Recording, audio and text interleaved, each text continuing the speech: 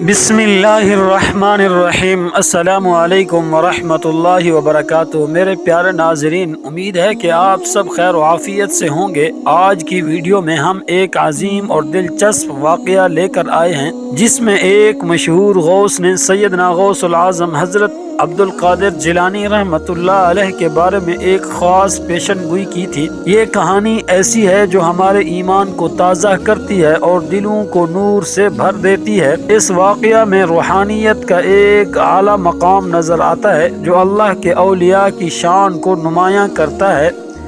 ہمارے پاس ایک مستند کتاب ہے جس میں یہ واقعہ تفصیل سے بیان کیا گیا ہے، اور آج ہم وہی داستان آپ کو سنائیں گے۔ میرے پیارے ناظرین، شیخ ابو سعید عبداللہ محمد سے منقول ہے، فرماتے ہیں، میں ابن القصاء اور حضرت سیدنا غوث اعظم رحمۃ اللہ علیہ جامعہ نظامیہ بغداد میں زیر تعلیم تھے۔ اس زمانہ میں بغداد میں ایک شخص بہت مشہور تھا اور سب اس کو غوث کہتے تھے۔ وہ جب چاہتا ظاہر ہو جاتا اور جب چاہتا غائب ہو جاتا تھا۔ ایک روز ہم تینوں دوستوں نے اس بات کا ارادہ کیا کہ ان سے ملا جائے۔ جب ہم روانہ ہوئے تو ابن قصاء نے کہا کہ میں اس غوث سے ایسا مسئلہ پوچھوں گا کہ وہ لاجواب ہو جائے گا۔ میں نے کہا کہ میں بھی ایک سوال کروں گا، دیکھتا ہوں وہ کیا جواب دیتے ہیں۔ حضرت سیدنا غوث اعظم رحمۃ اللہ علیہ نے فرمایا کہ میں کوئی سوال نہیں کروں گا، میں تو صرف ان کی زیارت کی سعادت حاصل کروں گا۔ شیخ ابو سعید عبداللہ محمد فرماتے ہیں، جب ہم وہاں پہنچے تو وہ موجود نہ تھے۔ تھوڑی دیر بعد وہ ظاہر ہوئے اور ابن قصاء سے کہنے لگے، اے ابن القصاء، تجھ پر صد افسوس ہے، تو مجھ سے ایسا سوال پوچھنا چاہتا تھا جس سے تو مجھے لاجواب کر دے۔ تمہارا سوال یہ تھا اور اس کا جواب یہ ہے۔ اور انہوں نے ابن قصاء کے بتائے بغیر اس کے سوال کا جواب دے دیا، اور پھر فرمایا، مجھے تیرے اندر کفر نظر آتا ہے۔ پھر انہوں نے میری جانب نگاہ کی اور فرمایا کہ تمہارا سوال یہ ہے اور اس کا جواب یہ ہے، اور تمہاری اس بے ادبی کی وجہ سے دنیا تمہارے کانوں تک چھا جائے گی۔ پھر وہ حضرت سیدنا غوث اعظم رحمۃ اللہ علیہ کی جانب متوجہ ہوئے اور ان کو اپنے پاس بلا کر بٹھایا اور ان کے ساتھ نہایت عزت و احترام سے پیش آئے اور فرمایا، اے عبد القادر، تو نے اپنے ادب کی بدولت اللہ اور اس کے رسول صلی اللہ علیہ وسلم کو راضی کر لیا۔ عن قریب ایک ممبر پر بیٹھو گے اور سارا بغداد تمہاری بات سنے گا۔ تم ایک دن اعلان کرو گے کہ ہر ولی کی گردن پر میرا قدم ہے، اور مجھے نظر آ رہا ہے کہ تمام ولی اللہ تمہاری اس بات پر اپنا سر جھکاویں گے۔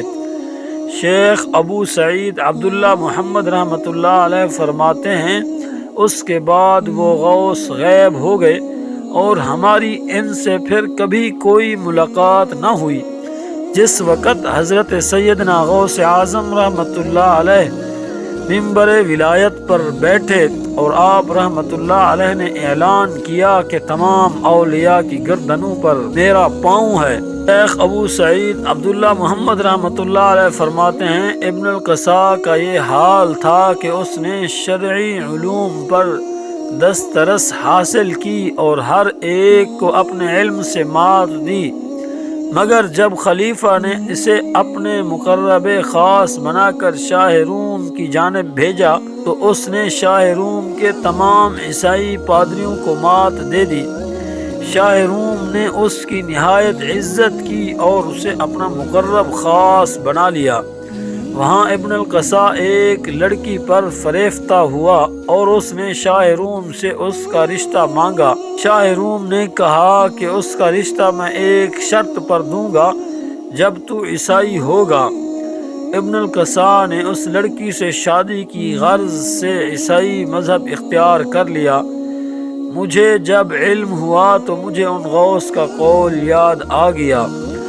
شیخ ابو سعید عبداللہ محمد رحمۃ اللہ علیہ فرماتے ہیں، میری حالت یہ ہوئی کہ میں بغداد سے دمشق آیا تو سلطان نور الدین زنگی ملک شہید نے مجھے محکمہ اوقات کا ناظم العالی مقرر کر دیا۔ میں حاکم ہو گیا اور دنیا چاروں جانب سے مجھ پر ٹوٹ پڑی۔ اس غوث کی کہی ہوئی تینوں باتیں درست ثابت ہوئیں۔ میرے پیارے ناظرین، ہم امید کرتے ہیں کہ آپ کو یہ واقعہ پسند آیا ہوگا اور آپ کے ایمان کو تقویت ملی ہوگی۔ یہ واقعہ ہمیں اللہ کے ولیوں کی عظمت اور ان کی روحانیت کا درس دیتا ہے۔